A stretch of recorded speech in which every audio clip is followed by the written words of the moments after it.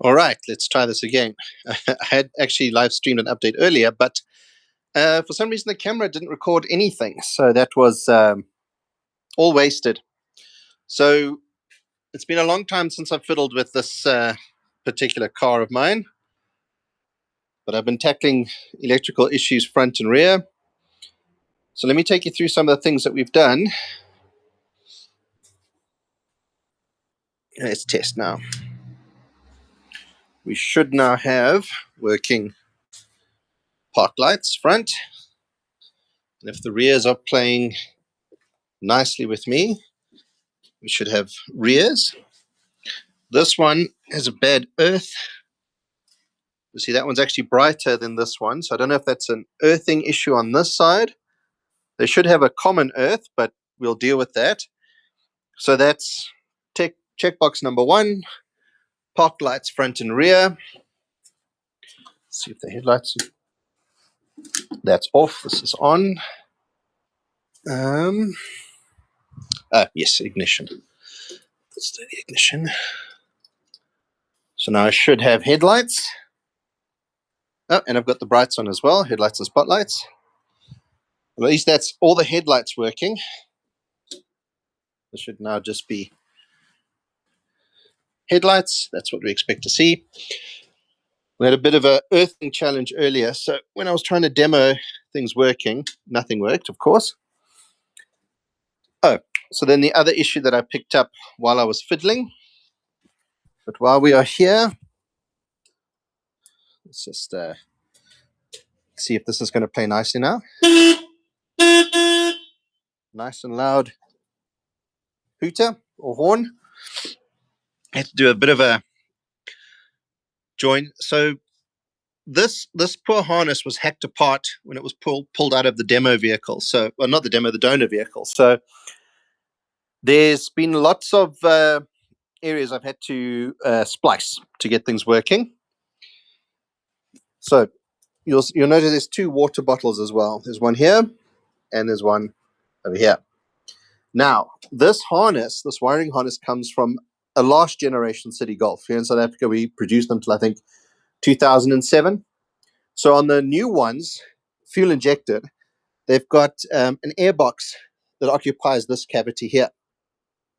So they moved, first of all, they changed the water expansion bottle to a smaller round one, and then they moved this washer spray bottle to that side of the vehicle.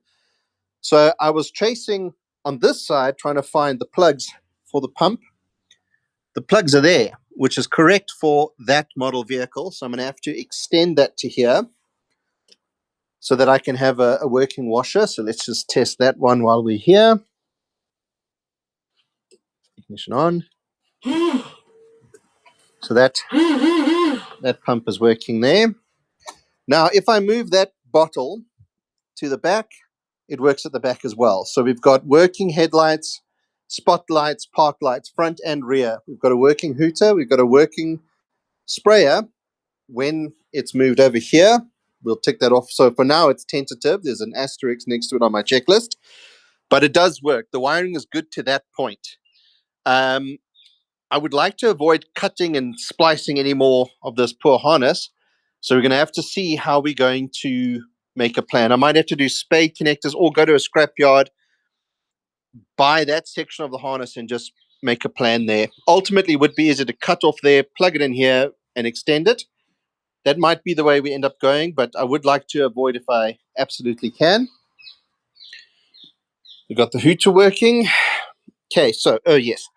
The indicators, you'll see are missing from the front bumper. Sorry, my garage is a complete mess.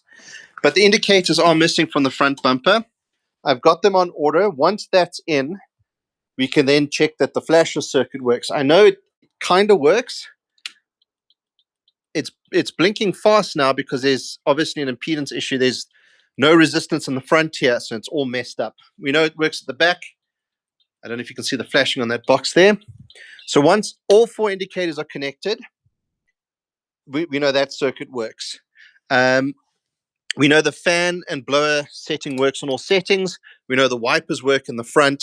So we are eliminating this long backlog of mine Then what I need to do, rear wiper motor, connectors are down here somewhere, but they need to run through the door.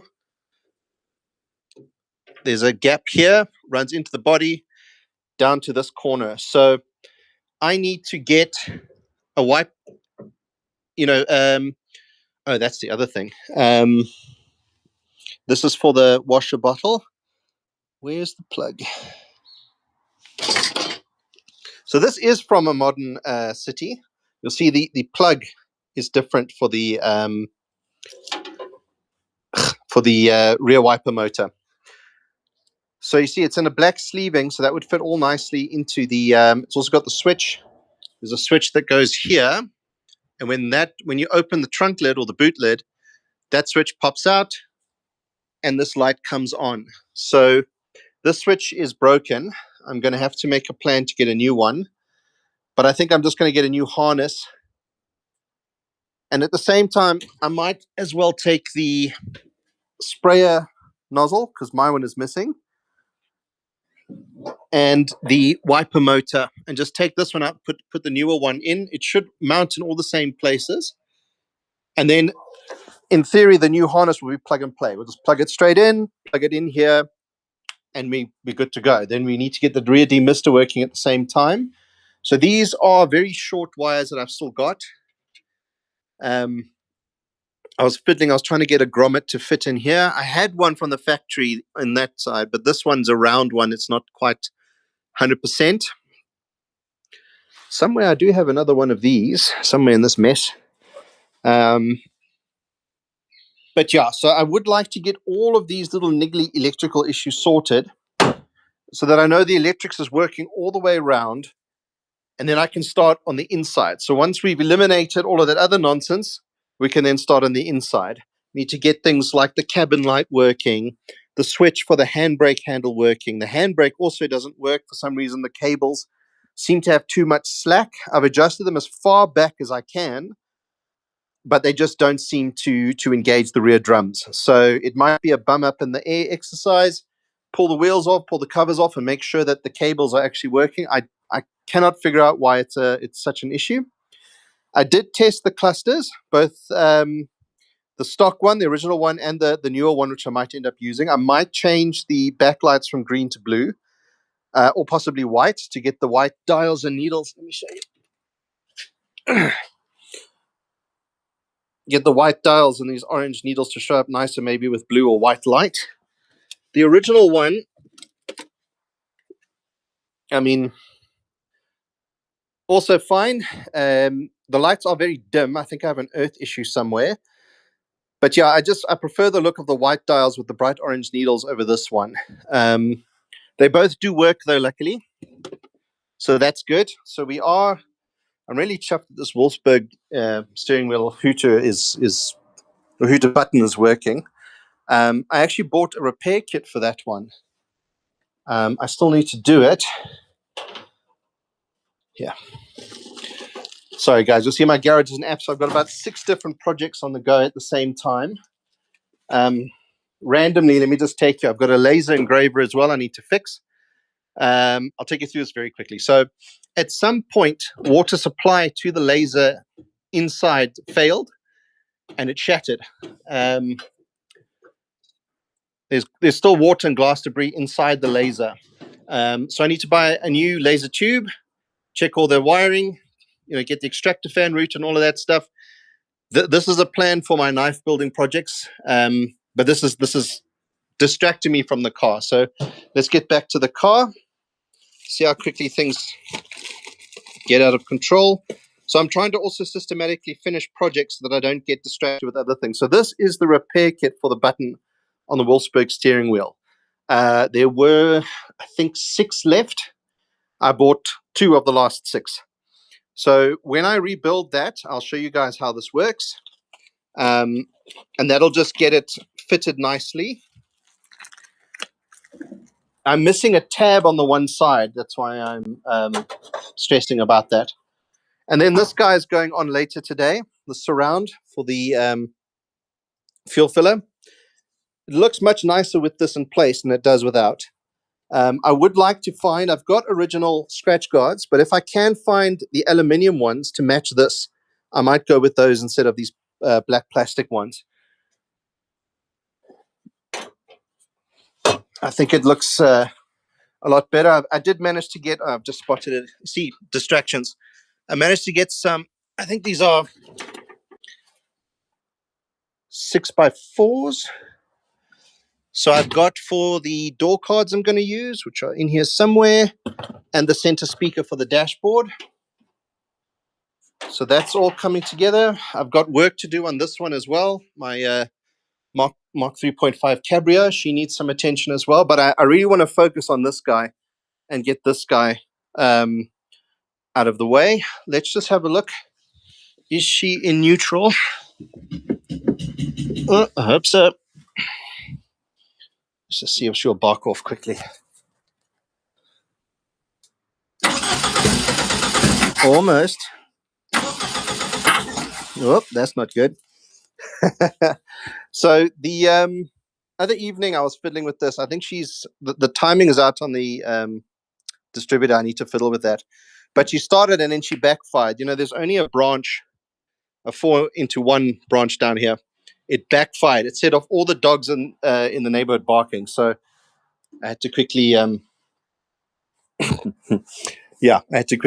close up shop for the night. So I do need to fiddle with that timing. I need to find my timing light, and just see if I can get that sorted. I'm sure she'll start a lot smoother. Let's just try one more time. She did start so nicely the other night. She started on the turn first time. Let's see now. No, overfueling like crazy. Okay, so let's get the timing going before we fiddle with that.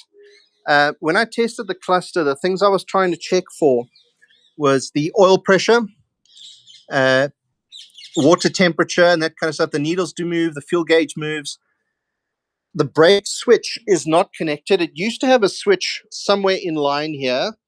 I've updated to the modern City Golf booster and things. So it's actually got a switch now here on the brake pedal.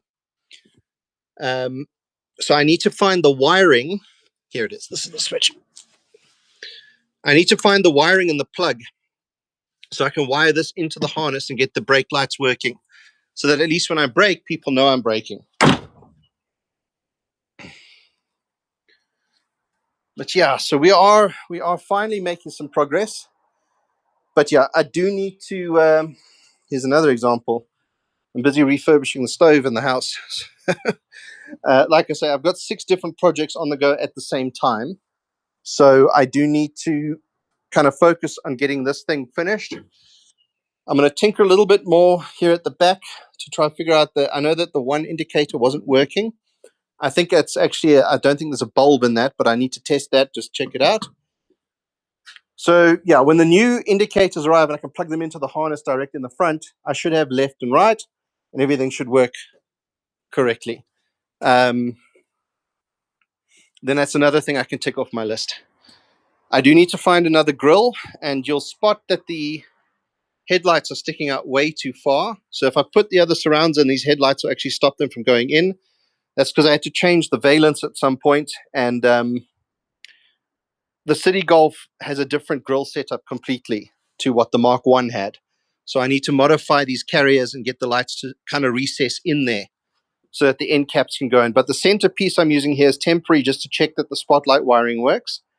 You'll see it's held on with cable ties at the moment. This is all temporary until I can find a nice clean one that has the place for the badge. I've got a very nice brand new chrome badge that needs to go in there. I've got 2 of them actually somewhere. But this grill is just a placeholder for now.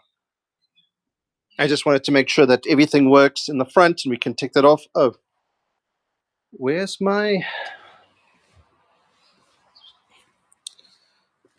I just spotted something. Yes, here we go. So I need to take that number plate holder off. In South Africa, we have to have our number plates on a security bracket. You'll see that the number plates have holes in them. So they've got to be pop riveted onto this bracket, and this bracket is then bolted. So I need to do that as well, front and rears. So the rears are going to go, well, the rear number plate's going to go into this holder. This guy sits between the two full-size tail lights. I have not drilled holes for it yet. I'm really loath to drill into my newly resprayed rear valence. Let's see if we can get it in. And hopefully you can see, I'm doing this on my cell phone. So this is a very loose fit, obviously, but it should line up nicely with the tail lights. And then the number plate will go in there, illuminated by these two lights at the top. So I think that'll look quite good.